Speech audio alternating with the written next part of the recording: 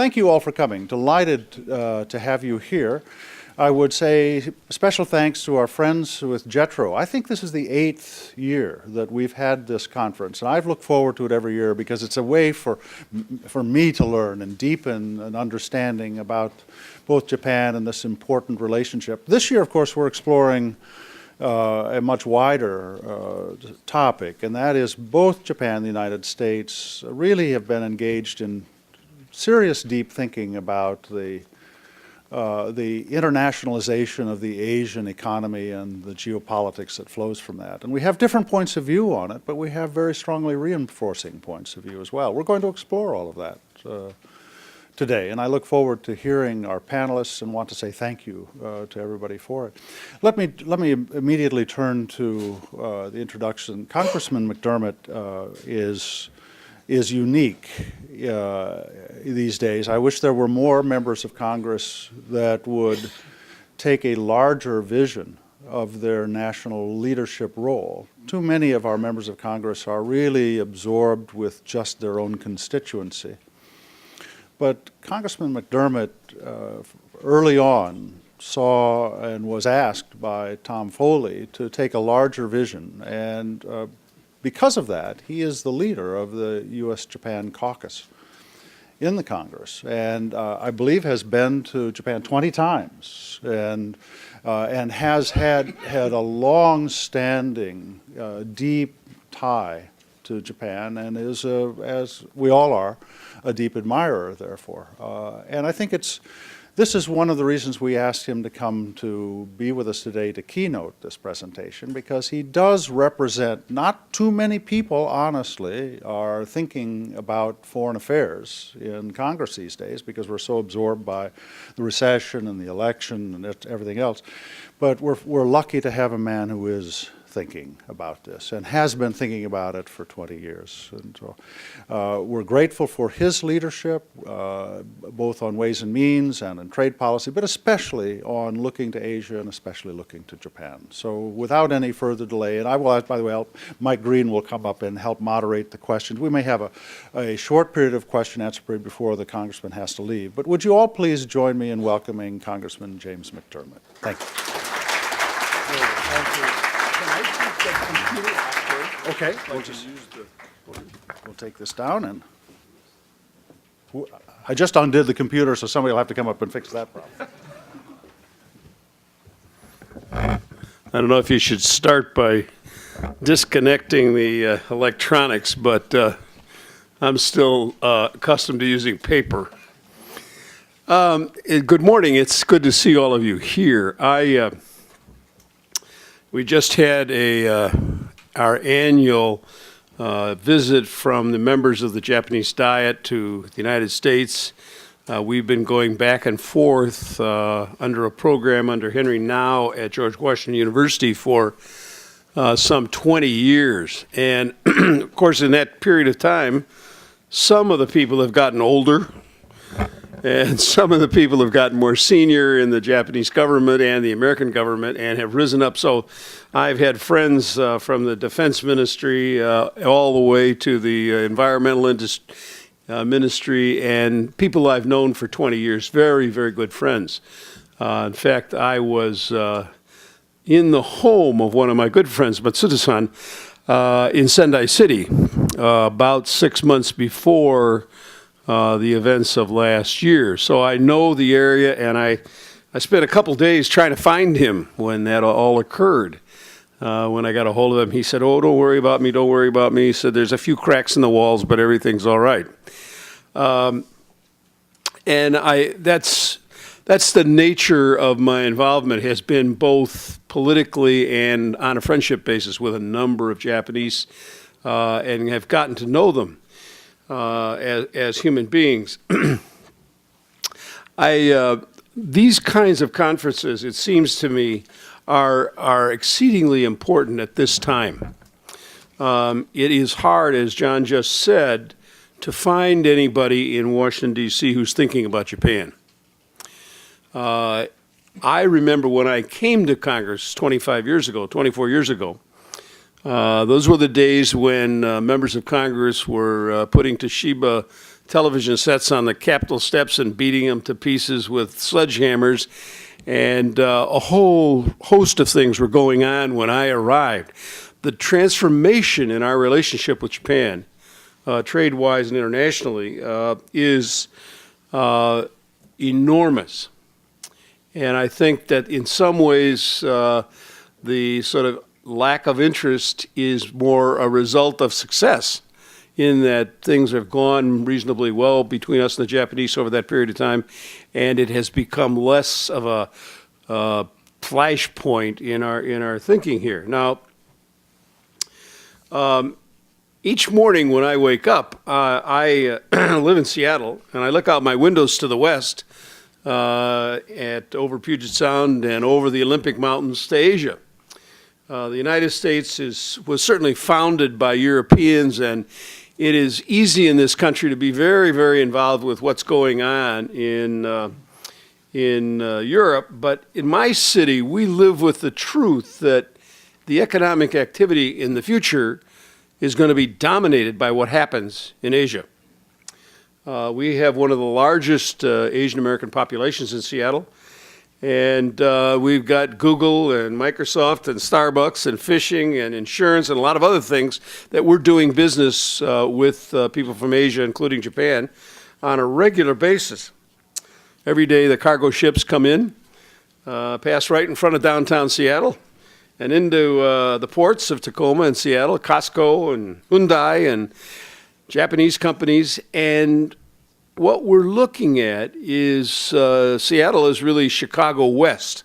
It is the port city from which most Asian trade comes. So we think about it much more, I think, than other people in the United States, primarily because of where we are geographically and the way our local connections have developed. Now, last week, as I said, we had this exchange between the Koreans.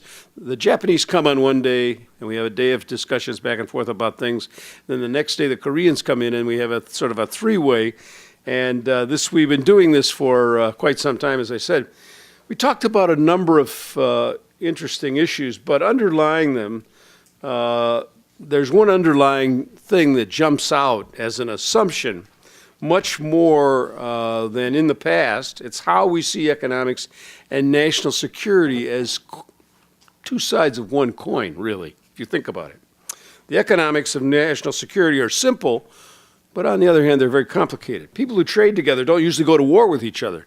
That was the theory under which we established the World Bank and the International Monetary Fund and GATT and all these, and the World Trade Organization.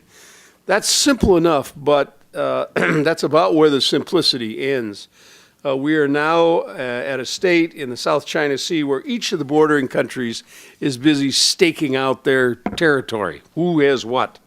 After 10 years of watching Chinese behavior in the WTO, I expect the terms for many sectors to be contentious, for our agreements to be loosely followed and bumping along for the future for decades.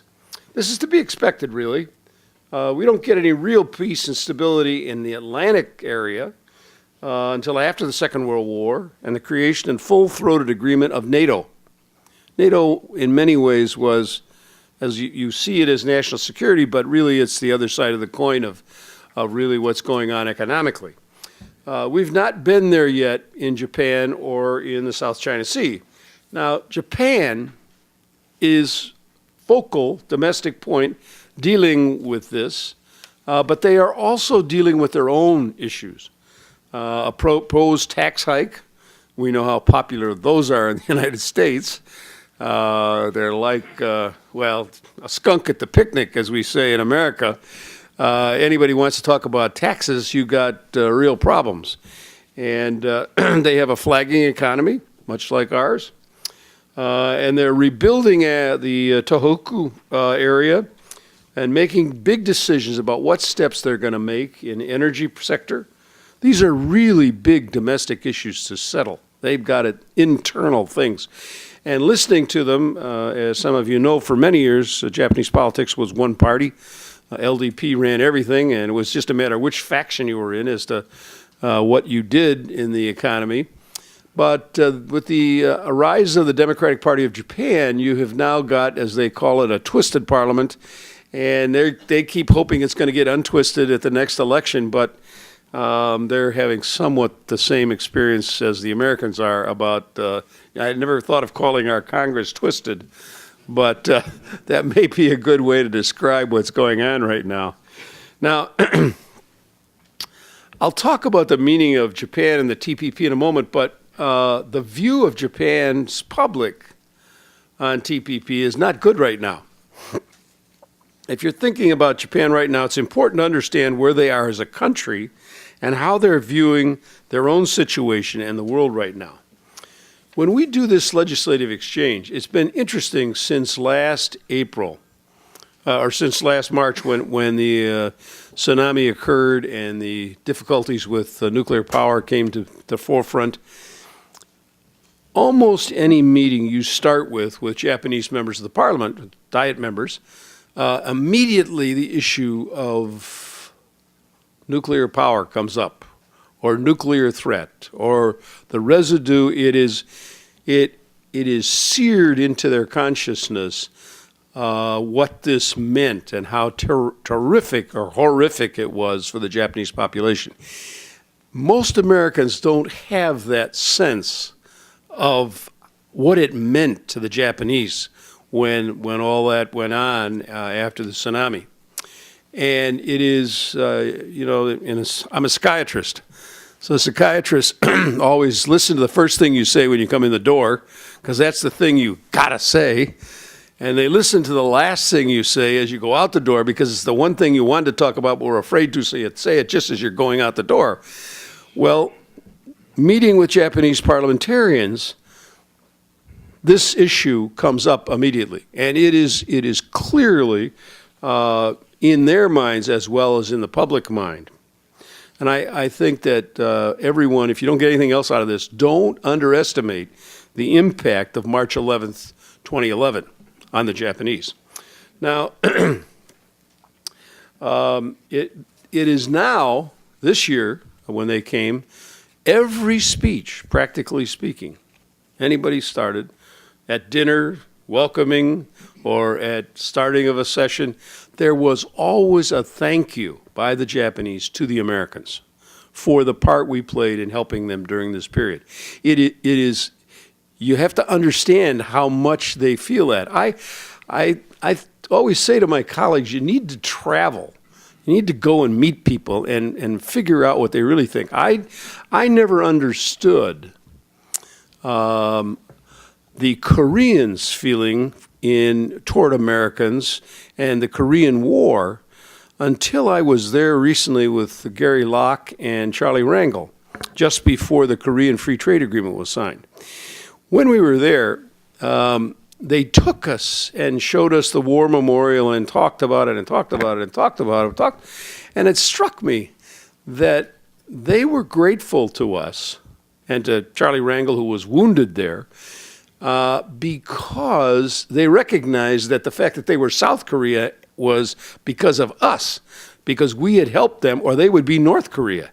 They could see the real difference we'd made from a GDP of about $500 a person in 1947 to now something like $23,000 per person. They could see that was a really, and that thank you, I think we often in America, we sort of blow by it and don't realize how much people really do appreciate some things we've done, and the things that we did to help the Japanese very quickly after the tsunami, I think had great impact. That's all to say we have a reservoir of good feeling. There's a lot of good feeling between us that is there and can be the basis for doing trade deals or whatever. Now, the Japanese did something that's pretty stunning recently. They turned off their last nuclear power plant. 18% of their electrical energy is gone just like that. And when we asked them about it, they said, well, we think we're going to be able to handle it mostly with conservation. But of course, it raises all the other issues of where do you get petroleum from, and do you deal with Iran, and so there are a lot of unanswered questions out there in our relationship with them as we try and put pressure on Iran for various reasons, and other people need the oil. So there is another set of questions which I think we're going to have to think about. Now, in a time when a country is under so much pressure internally, asking them to open a big trade agreement is a tall order. I was at the APEC meeting when the Japanese Prime Minister came and sort of tentatively said, yes, we would like to be a part of these discussions. A good TP agreement will, by its nature, be impactful on Japan, and it will be one of the, and I expect they'll be one of the signers ultimately, because increased trade brings change, and it brings increased activity, and they're looking for activity as well as we are. Done right, increasing trade benefits everyone. But the inherent uncertainty of trade is never an easy sell, no matter how upside down you are. And we're seeing that in the United States right now with, even though our economy's down and the president says we're going to export our way out of this, well, a lot of people are sort of doubtful about that. So it's a very tough sell. And it's important not to underestimate the amount of resistance there is in Japan right now to TPP and what that means for the Japanese government and their negotiations. Because I'm the ranking member on the trade subcommittee, and because I've done a lot of things with Japan and been there a lot of times and know a lot of people, I have an almost unending stream. We could have at least one Japanese member of the Diet in my office every week coming in to tell me, we don't want it, we're against it, we don't want you to do it. I finally said to my staff, find some way to divert them, will you please? Because I've heard it, I know that there's this big feeling that's going on, and I don't need to hear it from the 49th member of the Diet, because there's, several hundred members, and I'm liable to be doing nothing but listening to people tell me they don't want to get involved. And yet, it's on the table. Everybody knows it's on the table. That's why they're there telling me what they think about it. Now, to me, there are two major hotspots in the world over the next 30 years that are head and shoulders above everything else. The Bay of Bengal and the South China Sea. The Bay of Bengal, with its ports and location, is the economic front door to Central Asia and Islam.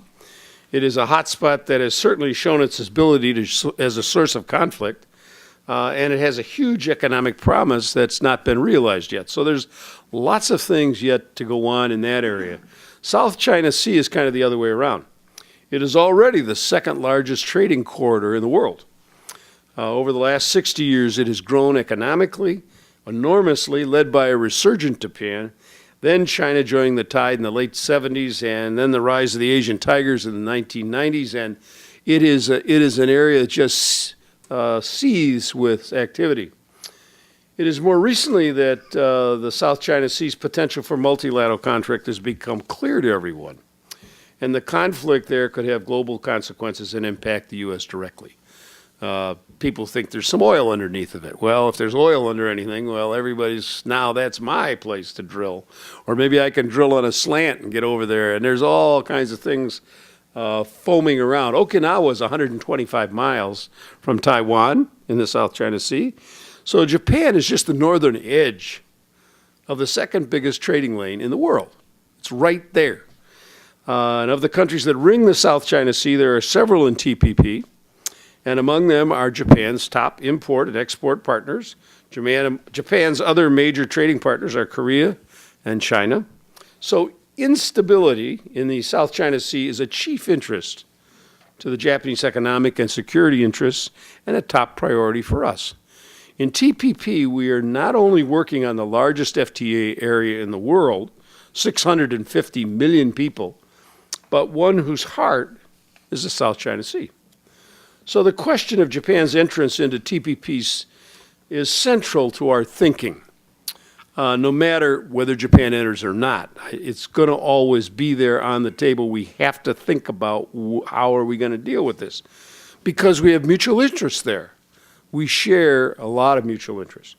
One of the ironies of the U.S.-Japan relationship is that about 25 years ago, all Americans thought that Japan was an existential threat to us. I don't know how many of you remember when the Japanese consortium bought the Rockefeller Center. This was the end of America as we knew it in some people's minds. And then they bought Pebble Beach. Oh, well, that was certainly going to be the end of everything. And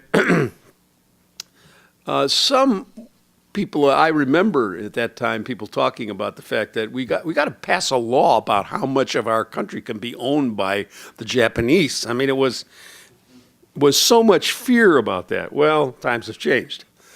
And now we hear a lot more about China and Korea, and it becomes a much more complicated picture than it was 25 years ago, when really Japan and the United States were the two dominant ones in Asia.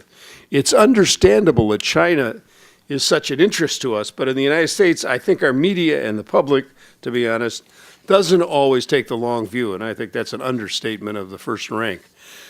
Japan is an essential part of our economic and national security partnership. Outside of Canada and Mexico, Japan is our second largest export market and our second largest source of imports. Japanese firms in the United States are the second largest source of foreign direct investment, and Japanese investors are the second largest foreign holders of U.S. Treasury bonds. To my mind, the President's work to emphasize our economic security relationship in Asia is spot on. He's right on the point of what's going on with us economically, and we should applaud him for that. Many of you know that I don't think war is the answer to very many problems. I was against the Iraq War, and I've been against a lot of things that we've done in war. Some in Congress now think that leading with strength means they confuse that with being bellicose and threatening. They think that's a way to start dialogues with countries. I don't agree. I really think that China and India and countries are going to continue to rise and fulfill their promise, and I don't think that purely outspending other countries militarily or treating countries as adversaries first and as partners second is the answer. We need to build institutions that rising countries can operate and respond to. And I think for that reason, TPP is smart. If done right, it can be a huge unlocking of economic opportunity here in the United States and with other TPP countries, hopefully including Japan. At this point, a day does not go by when we're not talking about it someplace on the Hill. And I think it's essential that TPP both be a true 21st century agreement and also concluded quickly. Now, the President would like it done before the election. That's not going to happen. I think I can say without anybody even questioning that. No one wants to relive having, at least in my opinion, a poorly negotiated agreement that does not provide real opportunities for American workers and real two-way trade, and also thoughtful chapters on labor and IPR and services. We've made some progress in the negotiations. All as proposed, the environmental chapter, for instance, is truly forward-looking in my view. Real economic benefits and real security will come from building value within the TPP trading bloc itself. Now, making trade easier and lowering the cost of doing business among TPP countries, not just trade facilitation at customs, but harmonizing of regulatory practices and principles, I think we should sort of look at how we do it in the States. In the end, with all the right security checks in place, we can move freight from Vietnam, Chile, and the United States as we do between Seattle, Atlanta, and Chicago. There's no reason we can't do that if we work at it. It'll be hard, and there'll be cultural things and all sorts of things, but it can be done. Almost 20 years after the NAFTA vote, there is a sizable group of people who still think NAFTA was not a good idea. And I myself did not vote for CAFTA. But in both of these agreements, we created integrated supply chains in some vertical industries that have allowed us to compete the world over. One of the biggest outcomes of NAFTA was a globally competitive auto supply chain. From CAFTA, we got a globally competitive textile supply chain that can keep up with China on many articles. These agreements are flawed. They have problems in them. There's no human institution that is ever created that's perfect. You have to start with that assumption. I mean, as a member of the legislative body, you always think I'm going to write the perfect law. But I've done it enough times in the last few years, 40 years that I've been doing this, I've discovered I never can anticipate everything that can go wrong.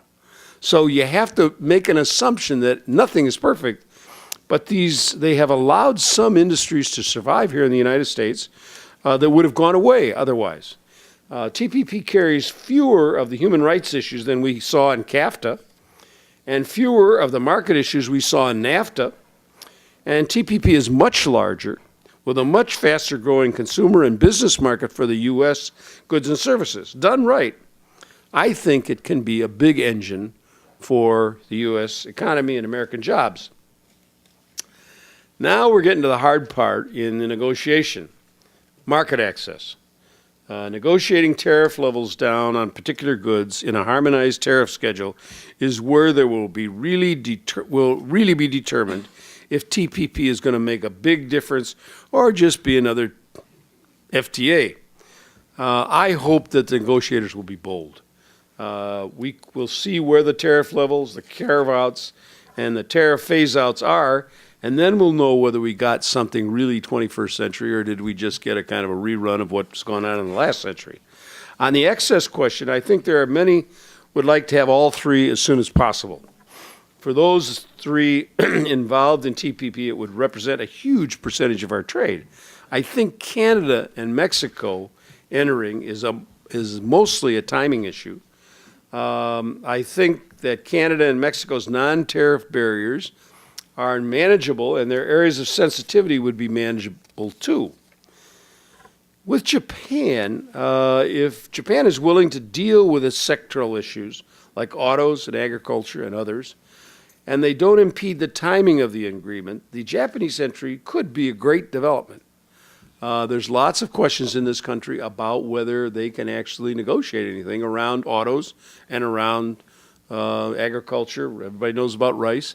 And whether these can really be opened up or not is a real question, and I think it remains unanswered. It's sort of hanging out there, and we're not sure where we're going on that. Japan will be joining, help create American jobs, and I think Congress should be supportive. If we can get everybody in and everybody can be a winner out of it. Now, I'm both a realist and an idealist. I think overlapping multilateral trade relationships help lock in peace. And I really do believe that. I think that if you're trading with somebody, it's awful hard to run over and bomb them. That just doesn't make a whole lot of sense. Building international institutions and multilateral trading relationships between the U.S. and other countries, established institutions where we can work things out. And that's why these kinds of conferences are important. When we're getting together talking about the problems and being somewhat honest with each other about what the real problems are, we are moving in the direction away from conflict and really to make a trade situation that will work for everybody. Now, in an election year, somebody asked me earlier, what's going to happen the rest of the year on trade? I said, this is an election year. It's frozen. Nothing's going to happen.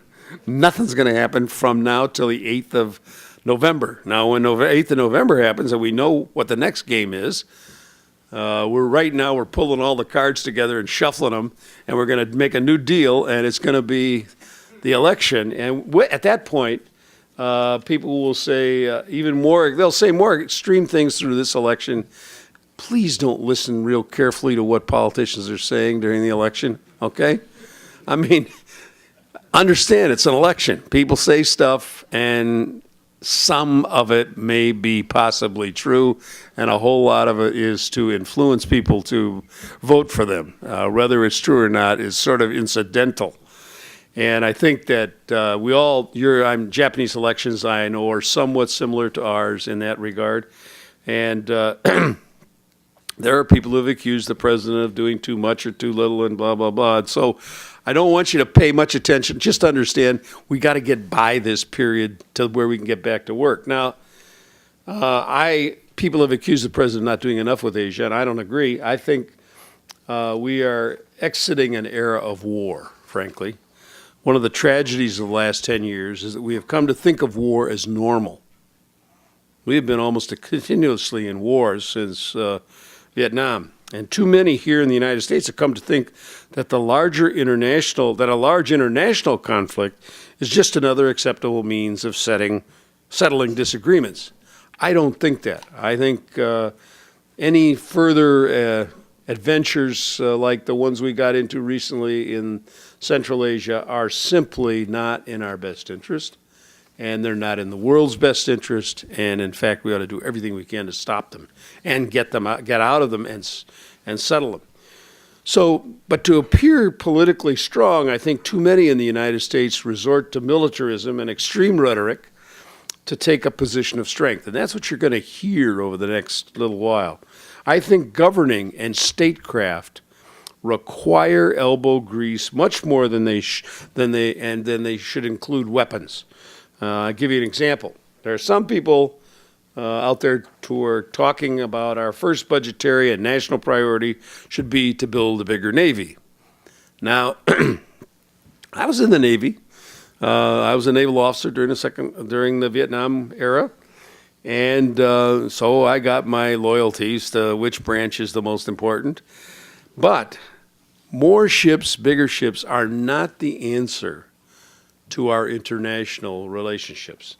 We need to constantly modernize the Navy so it can project power when we need to, but the harder work of building relationships requires bilateral and multilateral agreements that benefit everyone involved and reduce the need for military spending and posturing.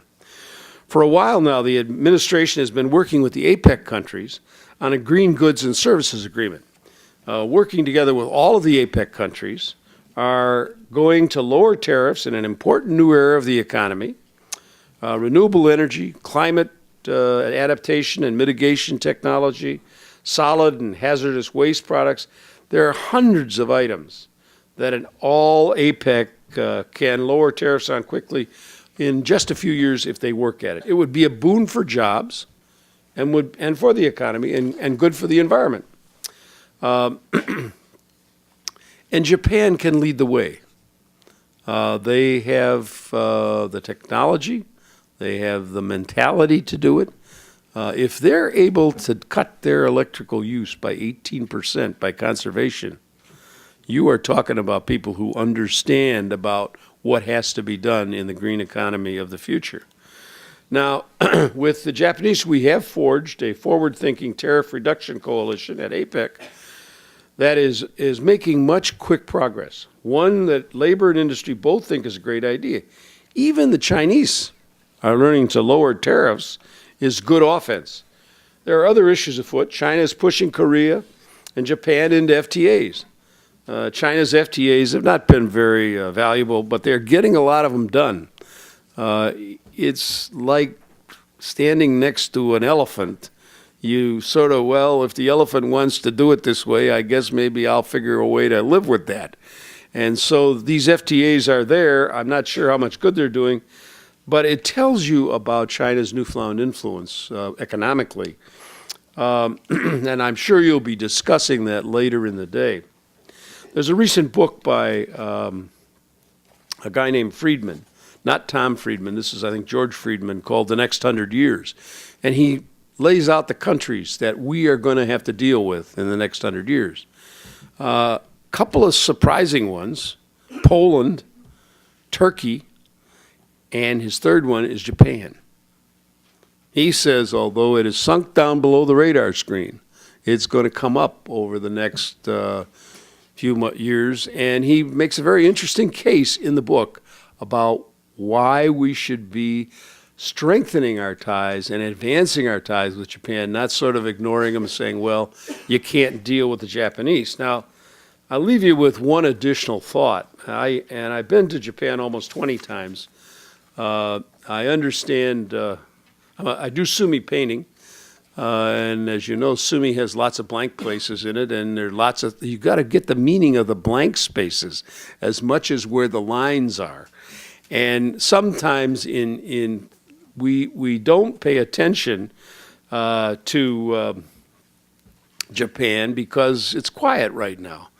But I often hear American diplomats talk about the United States as the one indispensable nation. I understand what they're saying, but for the United States, though, I think Japan is the indispensable partner in the Asia-Pacific economically. Geographically, if you want an international partner that works within institutions, that understands the costs of war and the benefits of peace, Japan is absolutely indispensable. And that should be first and foremost in people's thinking, that this is not a casual relationship with a little island or set of islands sort of over in East Asia.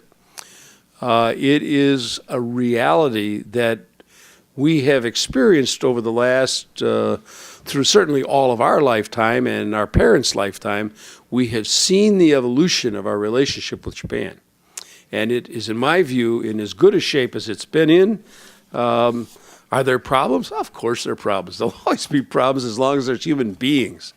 But not problems that are insolvable if people are willing to sit down and talk. And that's really what you're doing today. Thank you for asking me to talk.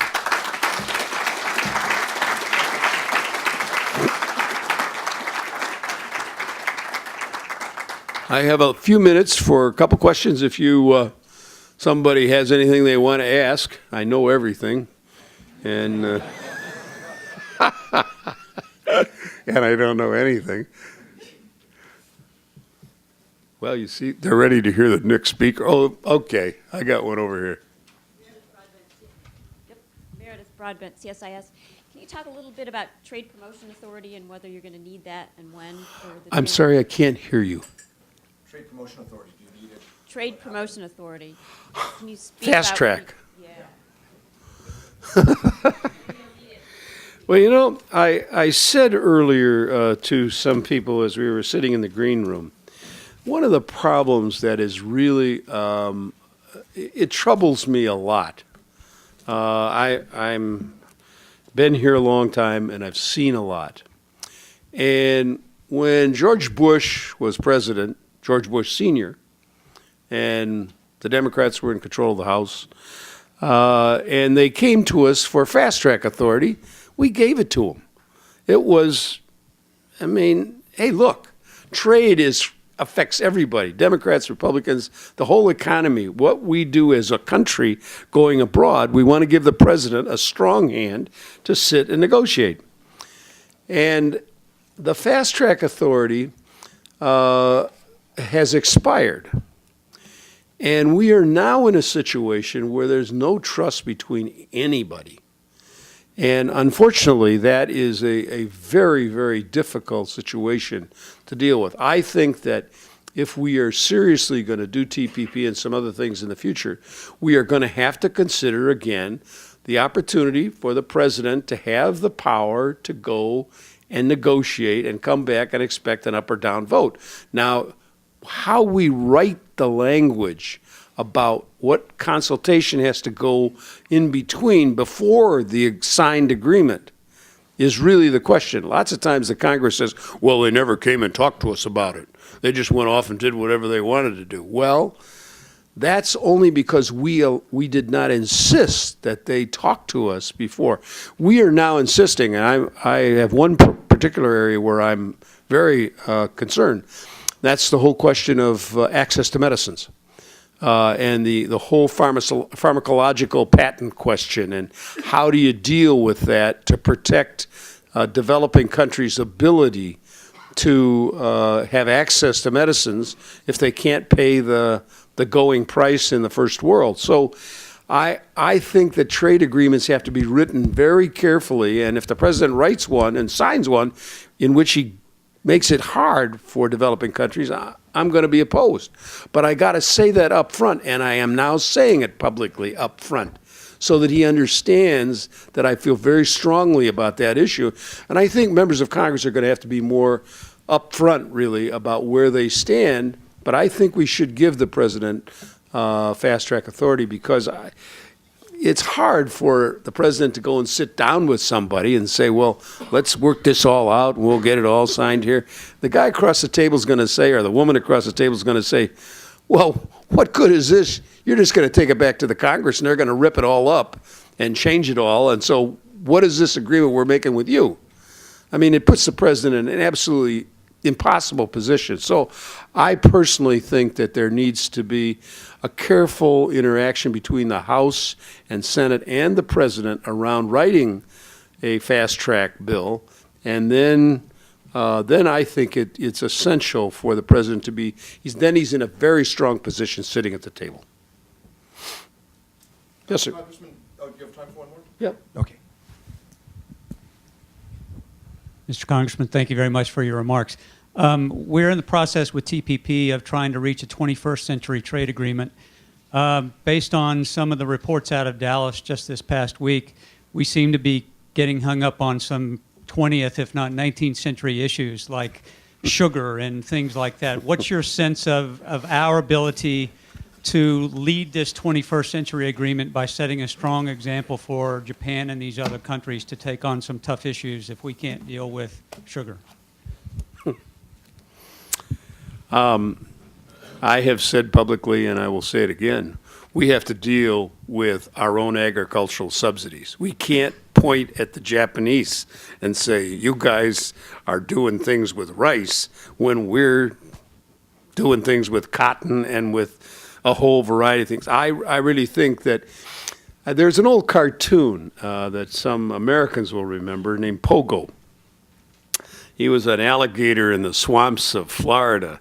And on one occasion, there's a very famous frame of him standing up and saying, we have found the enemy, and they is us. And sometimes we want to think the enemy's the other person, but sometimes you have to look at yourself. And I really think that right now, that's what makes it very difficult for us to have a sensible trade discussion, is that you've got so many people saying, well, I'm for increased trade, but just not this one thing. Oh, okay, that's off the table. Then there's, well, but not for this one thing. And pretty soon you got nothing to talk about. So I really think that there has to be some serious internal discussions in the United States about what we seriously are going to do out there and whether we're going to pay attention to that. And sugar is just one of a bunch of issues. I mean, I've dealt with Africa under AGOA and the whole question of third-party fabric, and I've had the president of Mali and Niger who they grow great cotton, but they can't compete with our cotton at all because of the subsidies. So it is those kinds of things that make it problematic. If you're going to have a serious discussion, you are going to have to look at some things about yourself. And I think that's nobody ever wants to admit that. Nobody ever wants to say that out there. But anybody who gets to the table knows that's true, that the other people are protecting some stuff too. It's not just us that are being accused and attacked. And so if you're going to have an honest negotiation, at some point, you got to have some acknowledgement. And that takes time, and it takes the development of trust. And I think that sometimes we, in the past, have thought that we had the ability to come in and dictate terms. Those days are fading. We have power. We've got a lot of power. But we also have a changing economic world in which we don't have all the levers we did in 1947 when the Second World War was over and the whole world was flat, except for the United States. Our economy was up and rolling 100 miles an hour, and we could do things, and we helped the Japanese up, and we helped the Germans up, and we helped all these people up, and now they're competing with us. And the terrain has changed, and we really have to admit it in our negotiations. Thank you all very much. Have a good discussion.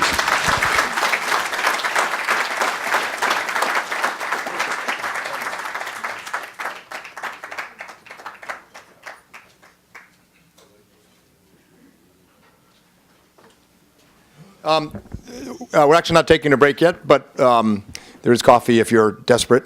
We will give you a break in a moment. We're going to have a panel discussion with experts from across the region and are grateful for Congressman McDermott and for his leadership and commitment to trade, to Japan, to Asia, to enduring the twisted Congress.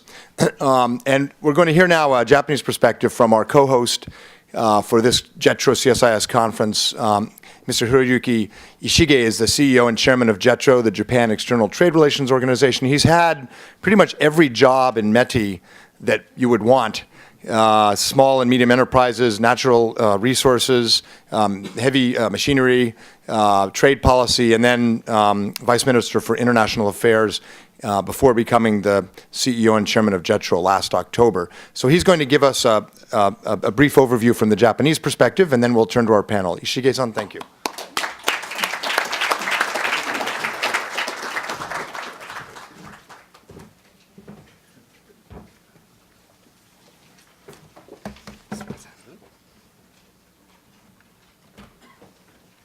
I don't need this. Oh, it's Someone will. yes. It's still out. Start out? It's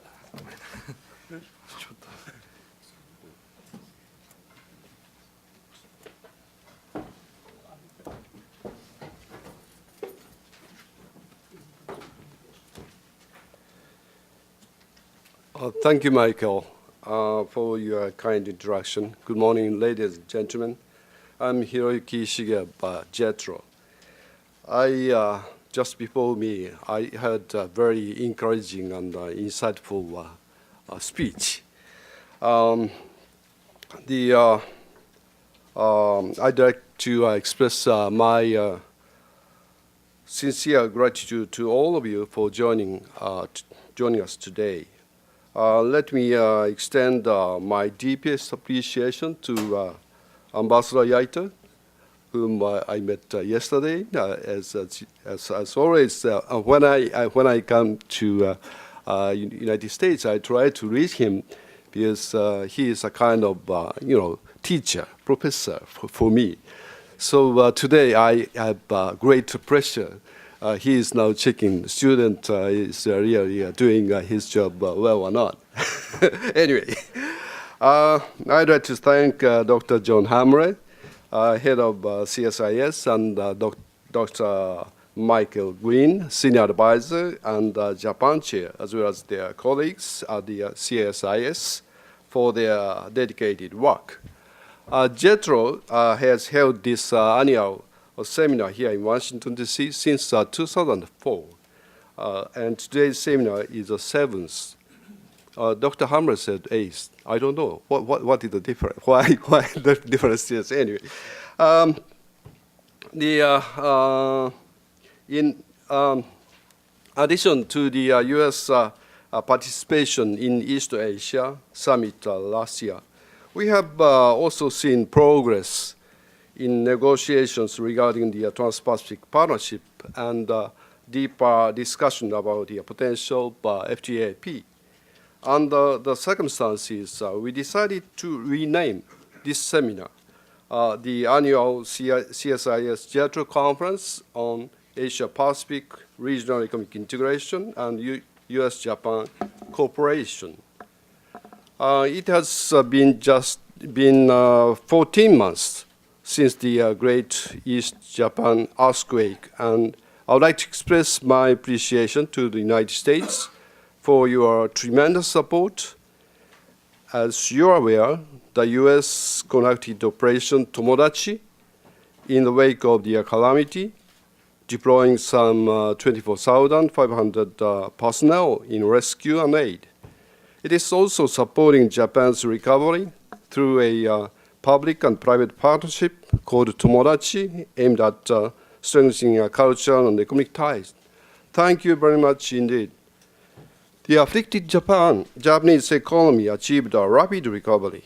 Underlying this point, monthly automotive production in Japan after October 2011 has successfully exceeded that of the previous year. The recovery process is expected to continue boosting the economy, with the IMF projecting a 2% increase in the rate of economic growth this year. By the way, this March, I had the opportunity to meet Mr. Pascal Lamy, Director General of the WTO, and discussed the organization's effectiveness as legislative body. As you know, WTO works quite well as a judicial body and a monitoring body, but unfortunately not as a legislative body.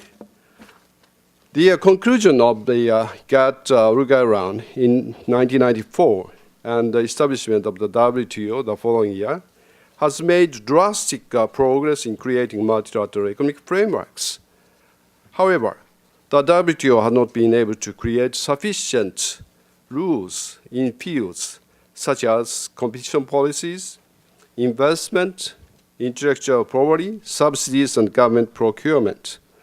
Since the accelerated globalization of the real economy from the mid-90s, the organization has unfortunately failed to play the role of making trade and investment rules, the stagnant Doha round shows. In reality, we can't expect much from the WTO. Amid this situation, it has increasingly fallen on FTAs, in particular ones involving many countries and regions to meet these needs. It is from this perspective that I'd like to go over 4 main points today. Firstly, the current status of Japan's FTA negotiations. Secondly, the current status, Japan's policies regarding the TPP. Thirdly, regional FTAs in East Asia. And fourthly, how the TPP compares with RCEP. Through these, I hope to express how the TPP in particular is one of the most crucial frameworks in regard to US-Japan cooperation. Firstly, I would like to touch upon the progress of course with Japan. FTAs are currently in place with 12 countries and 1 region, including recent accord with India. Ambassador Sen is here. And Peru. We are also in talks with Australia and agreed to start negotiations with Mongolia and Canada. With the EU, Japan is accelerating the scoping exercise toward the FTA, eyeing an agreement to begin negotiations at the Japan-EU summit this year for the Japan-Korea-China FTA. Leaders of the countries agreed on the launch of negotiations within this year. This is just a few days ago.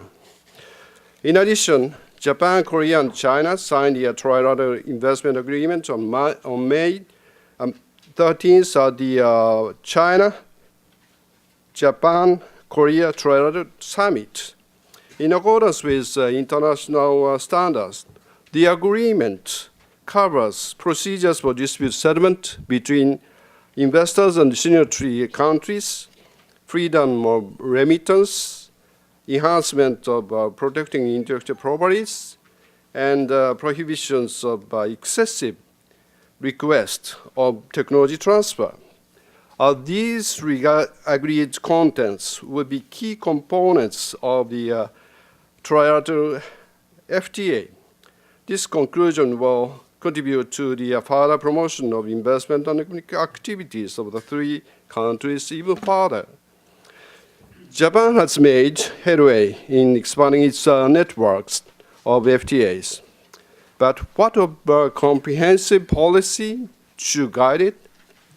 In November 2010, the Japanese cabinet approved the basic policy on comprehensive economic partnerships, pursuing advanced economic partnerships with major trading countries.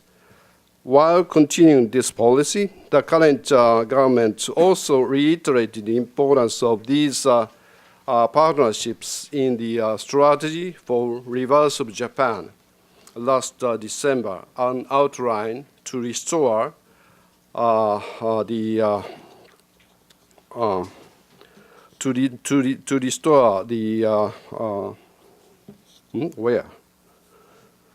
economy from the March 11 disasters, hamstering global demand, particularly in the Asia-Pacific region, is essential for the Japanese economy to maintain its growth.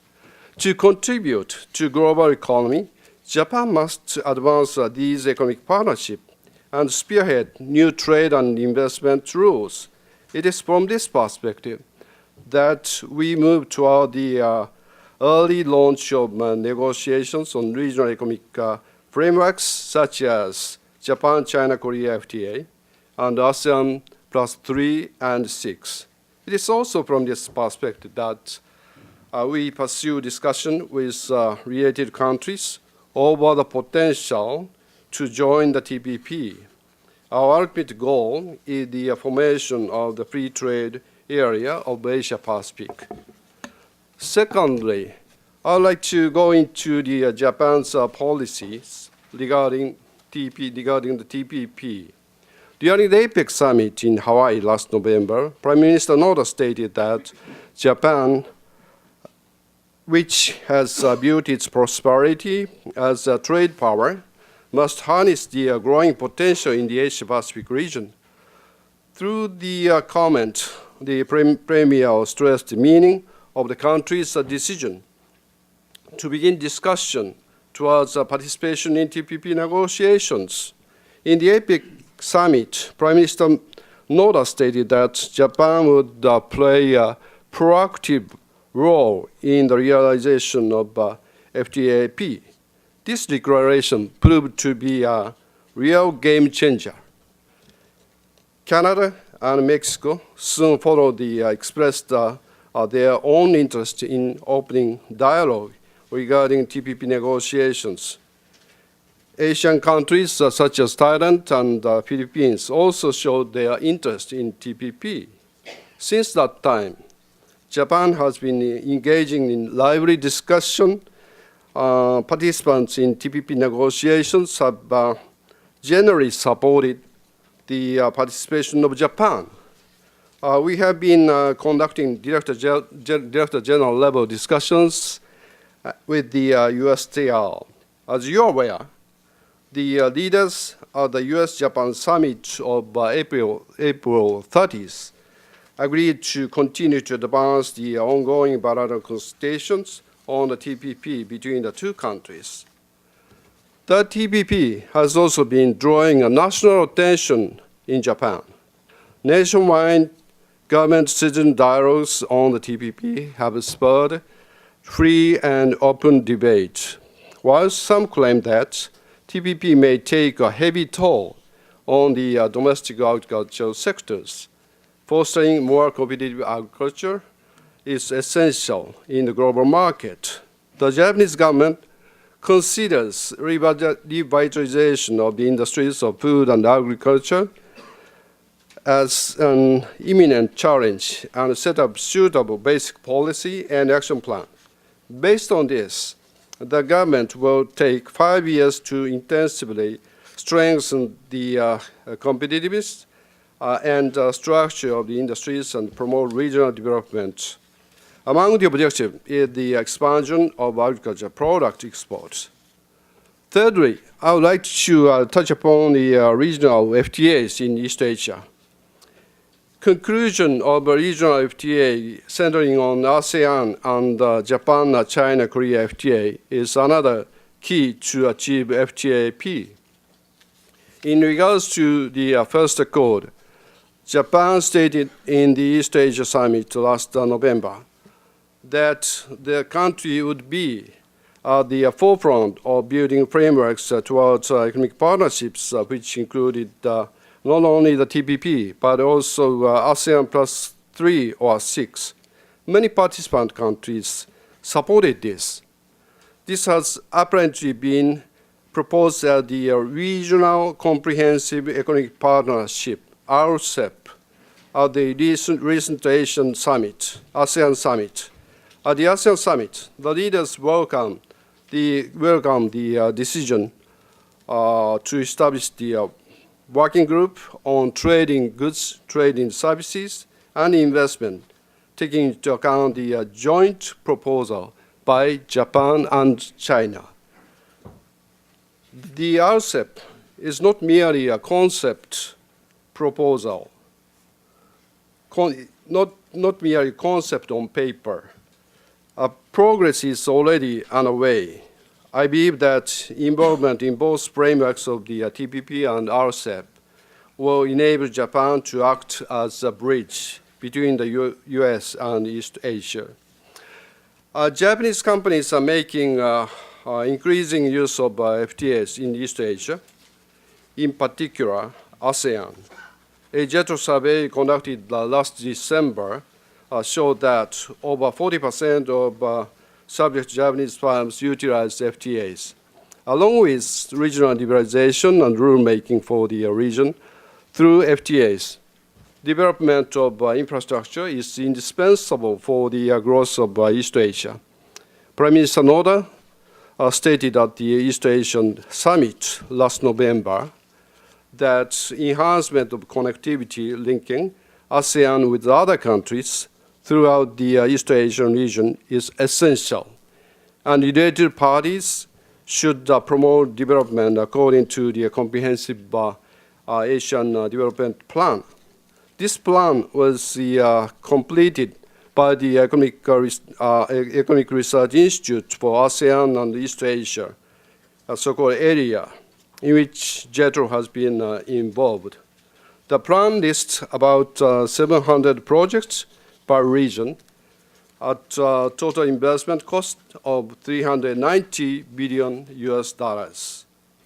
As I mentioned at the beginning, the WTO's Doha round has been stagnant. The world needs new trade and investment rules. But what will take over this role? For the Asia-Pacific region, I believe that realization of FTAP led by the United States and Japan will play this part. The framework will lead to the development of more advanced trade and investment environment in the region. And the TPP is the milestone framework currently under negotiations towards FTAP. Fourthly, I would like to give a comparison between the TPP and RCEP. I believe that it is indispensable to consider three factors in FTAP. First, economic coverage of participating countries. Second, speed of negotiations. Third, depth of integration. In comparing the TPP and RCEP, the slide shows the TPP is superior in terms of speed of negotiations and depth of integration. Negotiations on the TPP framework have already been launched, and it aims at high-level integration through high-level trade liberalization. On the other hand, the RCEP is superior in terms of economic coverage of countries.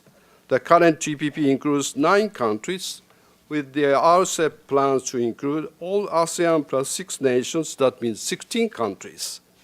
It is obvious that RCEP has higher level integration in looking at the indices of trade volume and population.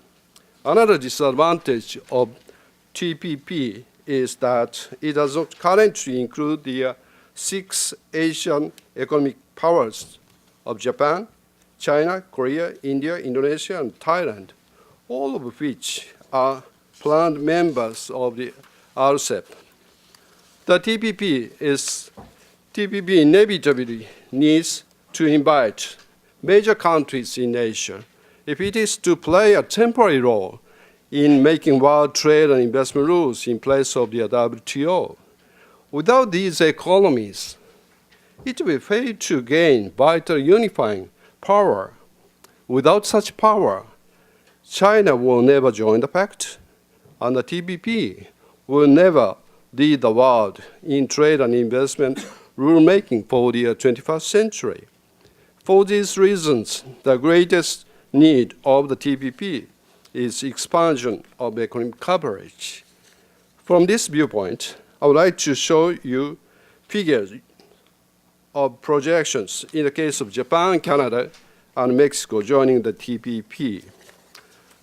The combined GDP of the 8 TPP members, excluding the United States, accounted for merely 6.2% of the total GDP throughout APEC. By adding the GDP of Japan, Canada, and Mexico, the figure is up to 29.2%. There is no question about the importance of Japan for the Asia-Pacific region. U.S. trade with TPP partners marked $195 billion last year, while the value with Japan was almost double at $329 billion. From these perspectives, Japan is indispensable for the coverage of the TPP. We should never forget the fact that Japan is a linchpin in pursuing regional economic integration in the Asia-Pacific region, as it can be involved with the TPP, the Japan, China, Korea FTA, and RCEP. Before concluding my remarks, I reiterate the importance of the TPP. As I mentioned earlier, more than half of the participants expressed their support for the participation of Japan. To get unanimous consent, deepening talks with the United States is essential. This pact would be the most important part of economic cooperation between the US and Japan to date. I dare say that it is not desirable for US-Japan relations that the US is suspending its support for our participation. Both America and Japan share fundamental values such as transparency, rule of law, and fair competition in the market. With the rise of the world's developing nations, the US and Japan must now lead the way together by promoting advanced international rules. The Noda administration is making great efforts in the discussion over the participation in TPP negotiations, while facing other deep challenges such as tax and social security reform and the resumption of nuclear power plants. In conclusion, I sincerely hope for America to welcome Japan's participation in TPP negotiations from a broad perspective without hindrance from overly detailed preconditions. I believe that the professionals who will speak after me will present intriguing insights about the regional integration of the Asia-Pacific. I would like to finish by wishing for this to be a very informative and fruitful seminar for all of us. Thank you very much.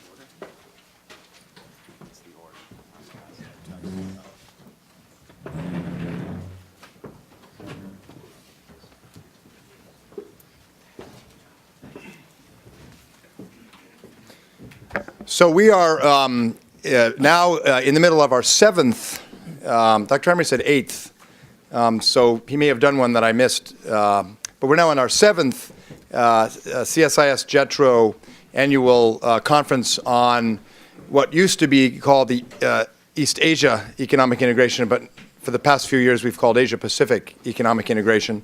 We always try to arrange a panel with leading thinkers from the region to help unbundle and give us a clear picture of what's happening in terms of bilateral, multilateral trade negotiations, trade strategy, spaghetti bowl effect, lasagna effect, and all the other culinary metaphors for trade in Asia. We have a particularly distinguished panel this year. From Singapore, Hank Lim, known to many of you. Professor Lim has been an intellectual leader in the Trans-Pacific and East Asian trade architecture discussions for decades. He was one of the early members of the Eminent Persons Group with APEC, and most recently chair of the advisory group for AREA. Shujiro Urata, many of you know as well, I'm sure. He's one of Japan's most distinguished economists. And fortunately for all of us, not just a theoretical economist, but an expert on this question of trade liberalization and regional integration as well. Professor Zhang Yuyan from the China Academy of Social Science is one of China's leading thinkers on this topic as well. Professor Zhang and I were invited to be in a book project in Japan about, I guess, a year ago. And the authors of the book, it was one of these books you can buy in Japan, which is a dialogue. And so they invited Professor Zhang and myself, and the title of the dialogue was The Coming War Between the U.S. and China. So for 2 days we talked, and they had the microphones on, and we kept saying, there's not going to be a war between Japan and China. And our hosts could see their sales volume going down and down and down. So finally they came out with a book, and we think it's pretty reasonable. Our pictures aren't so great, mine isn't anyway. But it's available in Japanese for those of you who want an interesting discussion trilaterally with a Japanese colleague on the security economic interaction between the U.S. and China and Japan.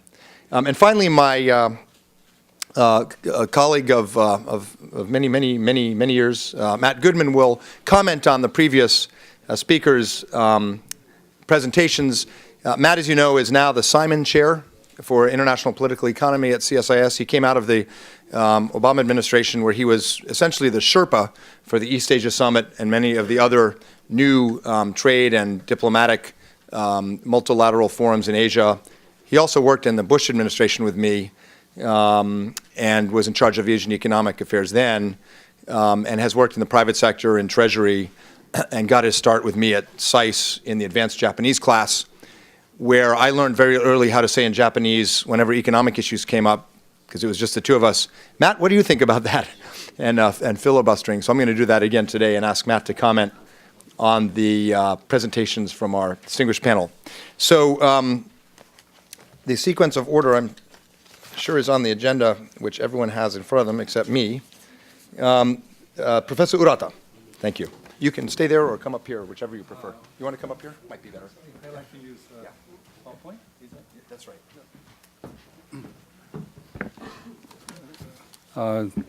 Professor Green, thank you very much for the introduction. And I'd like to thank CSIS and JETRO for giving me this opportunity to speak on a very important issue in front of a distinguished audience. Since Ishige-san covered very well about Japan's FTA policy, I try not to repeat what he already said. But before I saw Ishige-san's slides, I had to prepare these slides, so this is what I prepared. I begin with Japan's FTAs. I try to make it very short, and then I try to discuss the motives behind Japan's FTAs.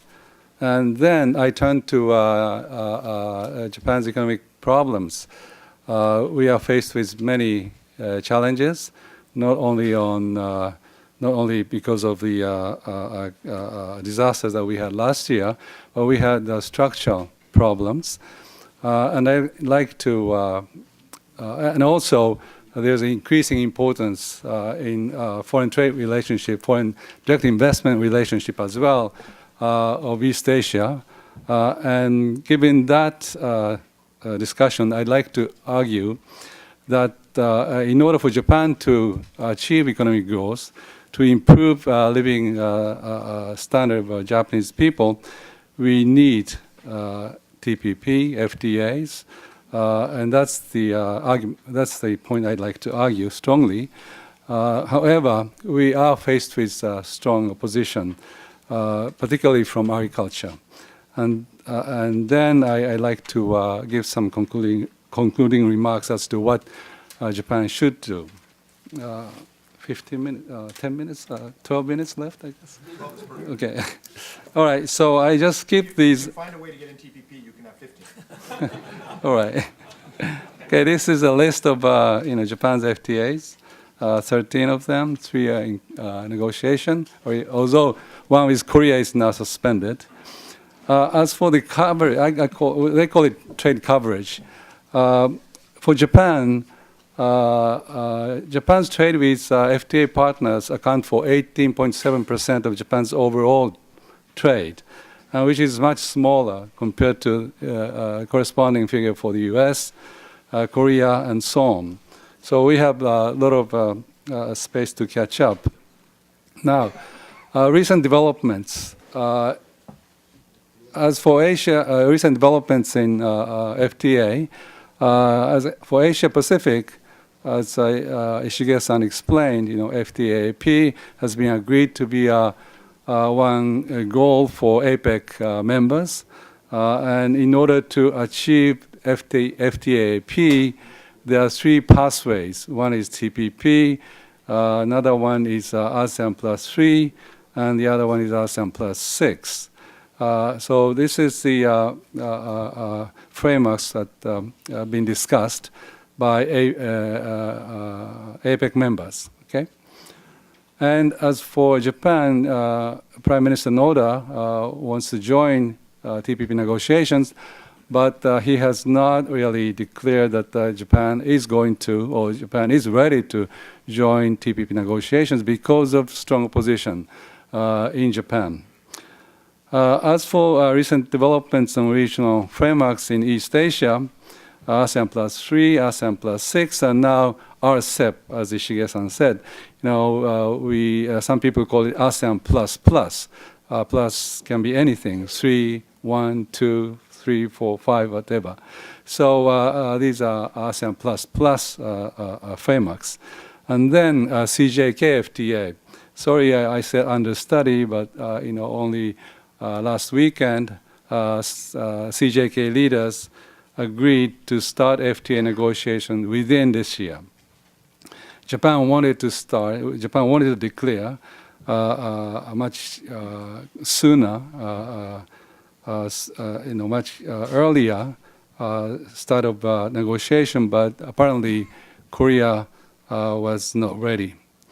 And as for, and CK FTA, China and Korea FTA, they not only agreed to start negotiations, but they had first round of negotiation already.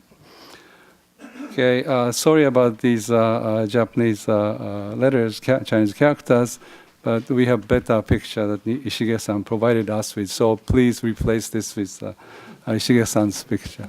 And Japan's motives behind FTAs.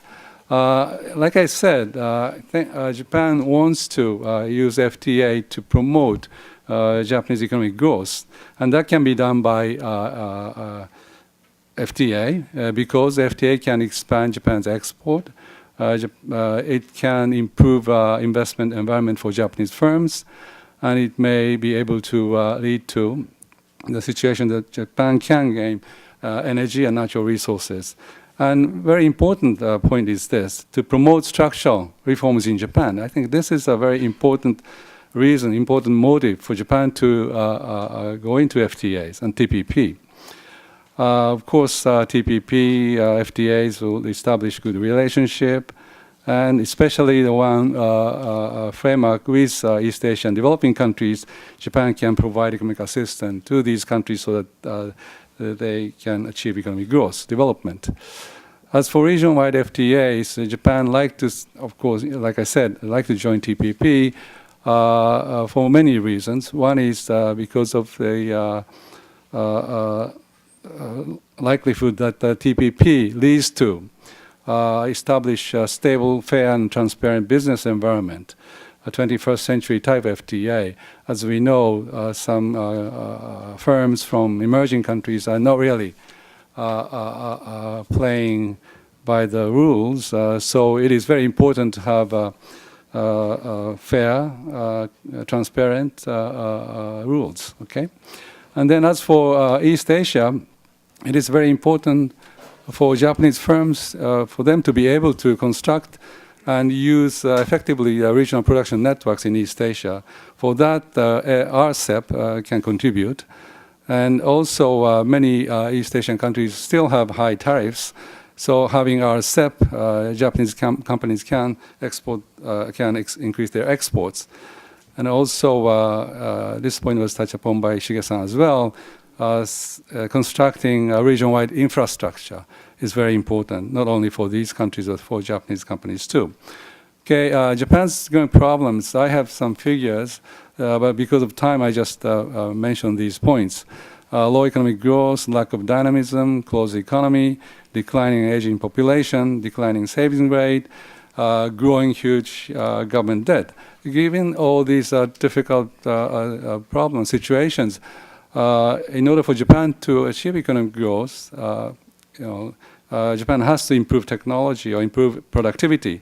There are three ways to achieve economic growth: to increase labor inputs, to increase capital inputs, and or to improve productivity. We cannot expect much from increased labor inputs unless we open up our market for foreign workers. We cannot expect much in the area of increasing capital inputs unless we are able to attract foreign direct investment. And what we are left with is increasing productivity. And for that, we have to make best use of what we have. To do so, we need frameworks such as FTAs, TPP. That's the argument I wanted to make.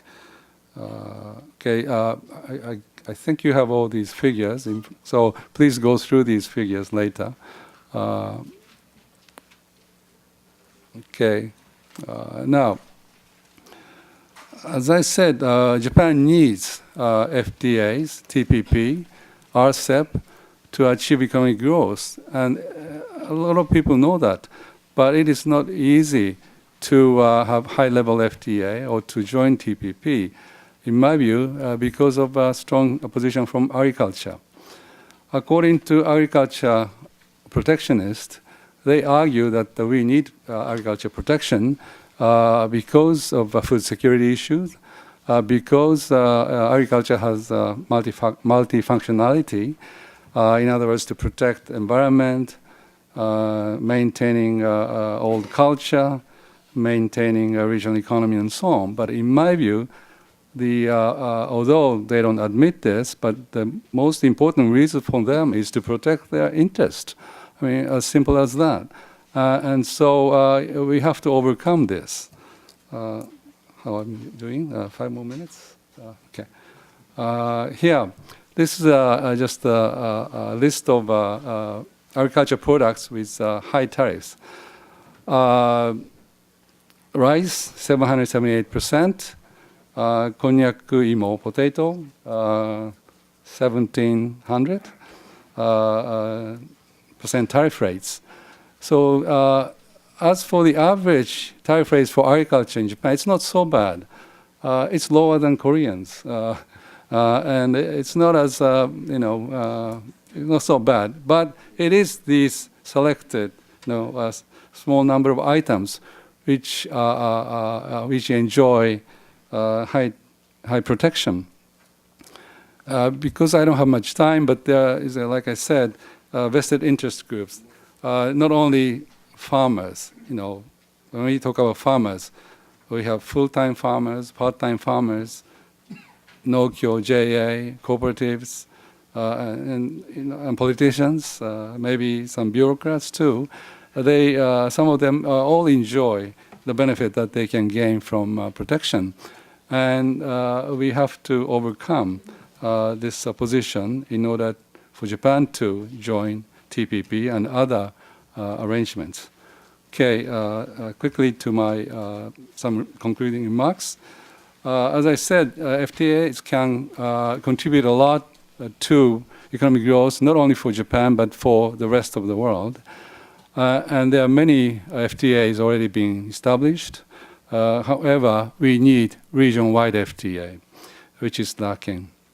And Japan was in a very good position to link two regional frameworks, TPP on the one hand, and RCEP on the other hand, or ASEAN plus 6 on the other hand. I said Japan was in a very good position, but Japan missed the opportunity to join TPP so far anyway, because of a strong opposition from agriculture. But however, I think it's still possible for Japan to come back and to get involved in two frameworks. And Japan is one of very few countries which can link these two frameworks. And the challenge is to overcome opposition from agriculture, and I think there are ways to do it.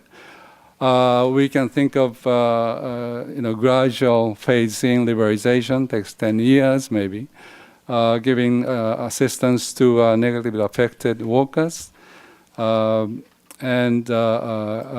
carry out structural reforms inside Japan, and so that the negative impacts from TPP, joining TPP, can be moderated. And it is also very important for agriculture protectionists to realize that liberalization of agriculture is a very effective way of promoting agriculture exports. That's what we need in Japan. And there are many productive, efficient, forward-looking farmers. And the problem is that their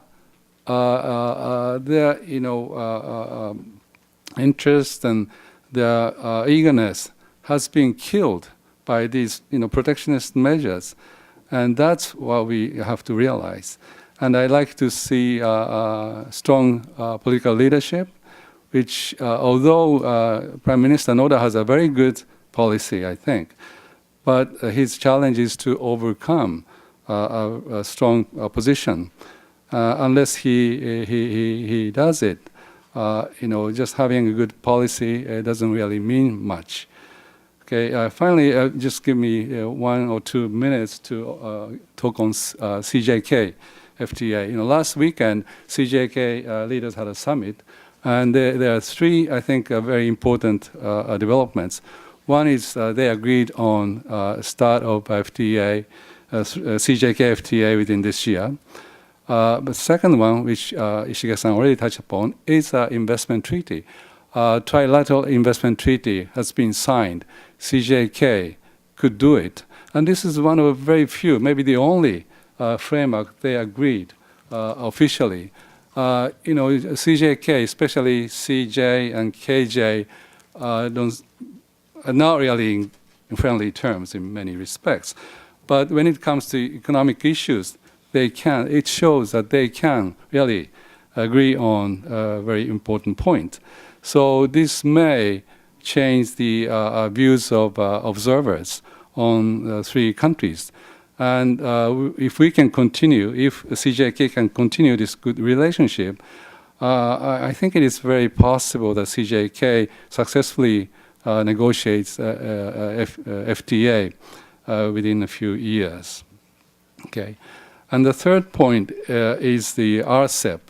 CJK leaders agreed that they confirmed the importance of RCEP as a regional framework. And it's the first time they officially agreed on this point. And this, I think, is a very good development because it puts pressure on ASEAN to move forward. And also, it may put a pressure on other frameworks such as TPP. And in the end, what I'd like to see is a competition among these regional frameworks to reach the final goal, that is FTAP. Thank you very much.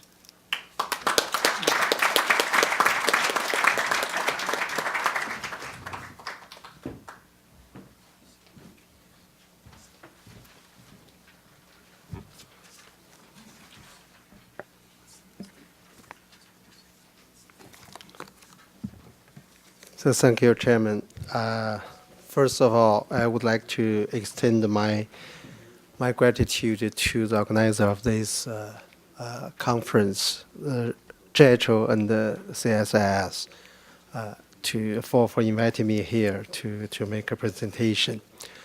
The topic I would like to talk about is a Chinese perspective on the new development of Asia-Pacific cooperation. Because I have only 15 minutes, I'll skip some slides.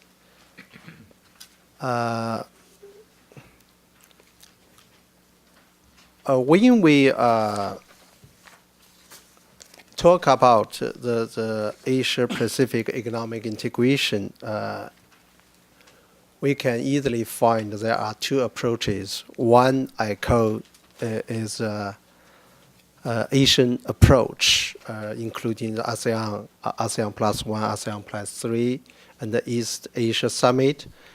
The other is a trans-Pacific approach, including the APEC and the TPP and so on and so forth. Just as mentioned by my colleagues, Professor Ulata, there are some new developments in Asia or East Asia economic cooperation. I will not repeat them. And as far as the TPP is concerned, this slide shows the evolution of the TPP from P4 to P9 and now to P12. What is critical for China is a declaration or announcement made by Japan last November that Japan would kick off the TPP negotiation because Japan is the third largest trade partner of China, and China is the biggest or largest trade partner of Japan.